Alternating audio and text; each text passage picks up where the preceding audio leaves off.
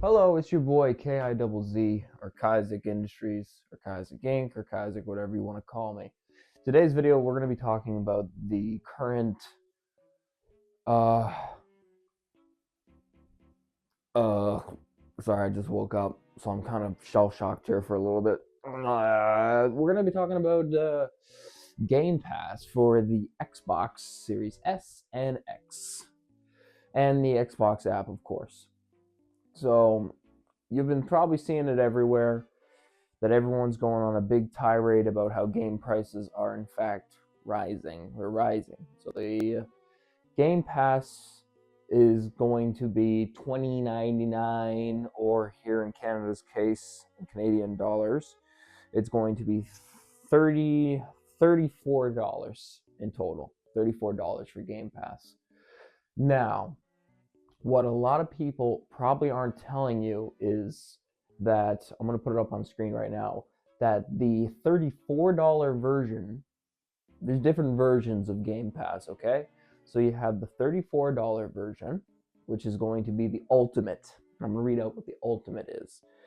So that's going to include 400 games on console, both PC and supported device, new games on day one, including EA and Ubisoft, Fortnite Crew, stream games at our best quality with the shortest wait times, including select your own.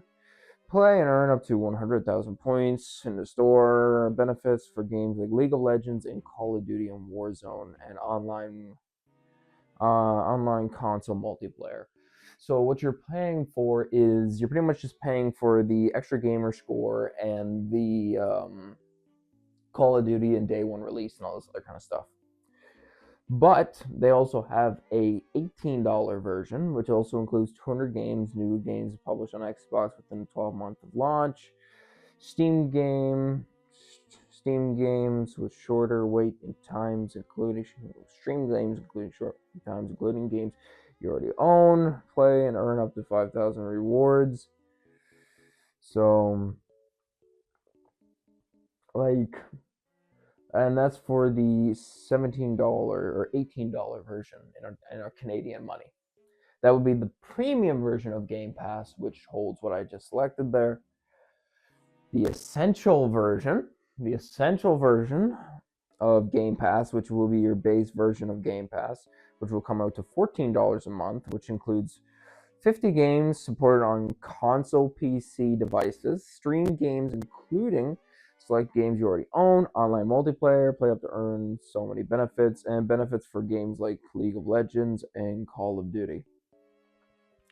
So that is the overall changes being made to Game Pass. Now, in my opinion, this is just my opinion, and I'm pretty sure it's not going to be a huge bow wow of an opinion, but I think that them increasing the game prices of Game Pass is a little much, because myself, I already own Xbox Series S, and I also own other Xbox Series S. I own two Xbox S Series S's, okay?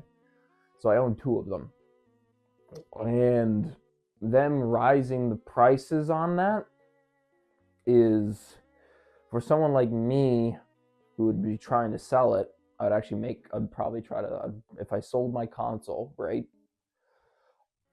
and I was able to sell it, I'd be able to sell it for a lot more, because now Xbox has valued that console at a lot more and a higher price. So if I, say, wanted to sell my gaming Series S, I could probably sell for an extra $200 or $100 or more now. Now, finding someone to actually buy it at that price is probably going to be difficult, but possible. But if you are just trying to get into gaming, and you are trying to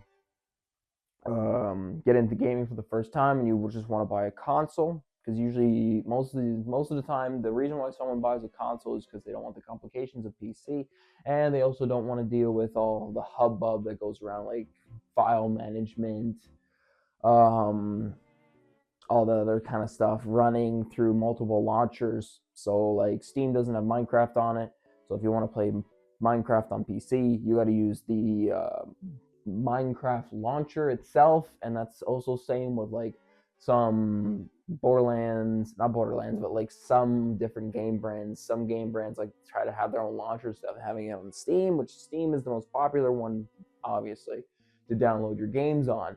And a lot of people just think that that's just a bunch of hubbub, and it really is just a bunch of hubbub. It's a big pain in the cooch, okay? It's a big pain in the butt, and some people just don't want to deal with that kind of thing. They just want to plug and play, and they also want to try to keep it affordable.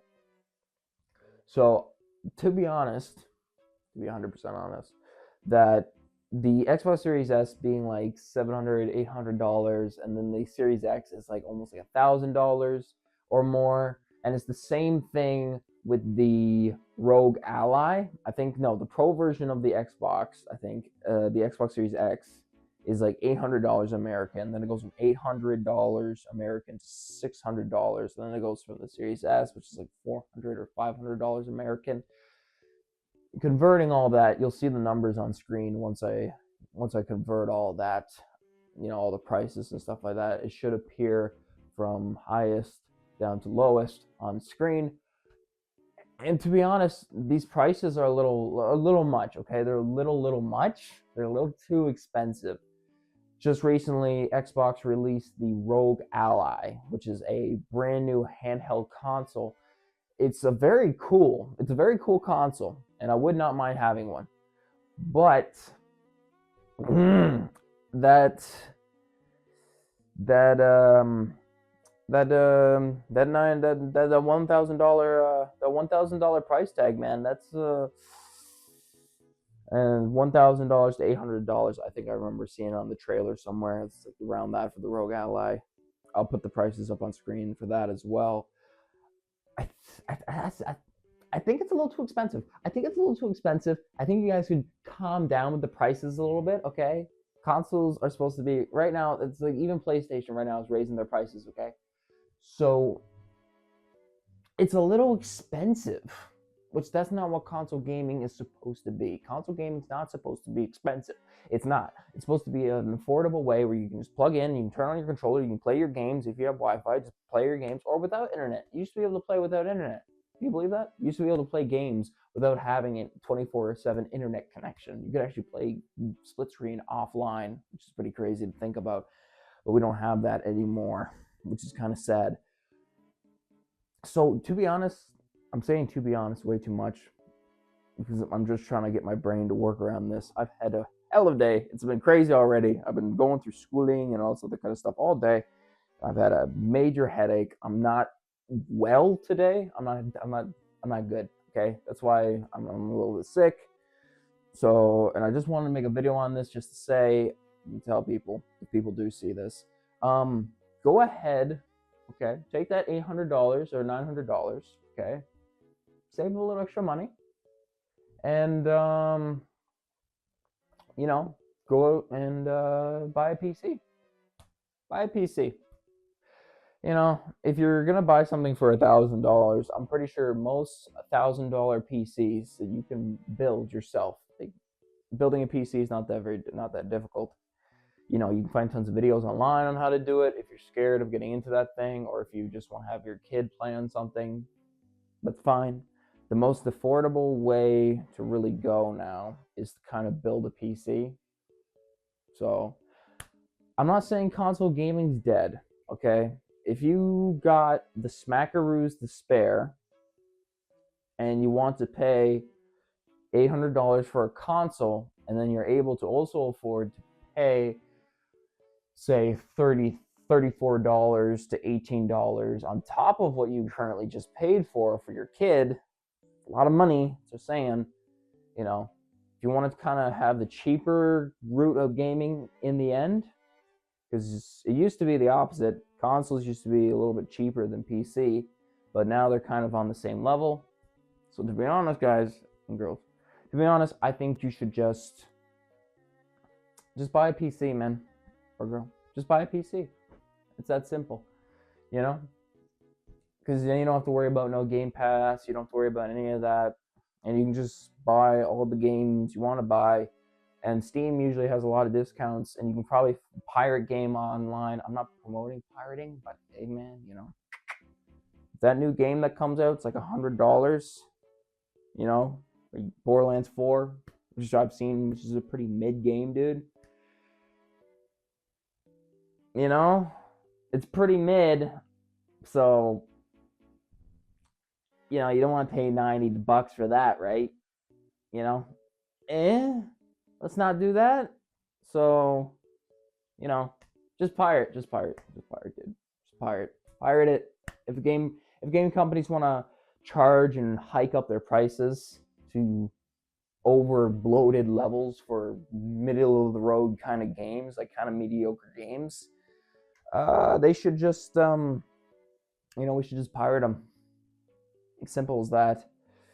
So overall, guys and girls, I just think console gaming has become way too unaffordable.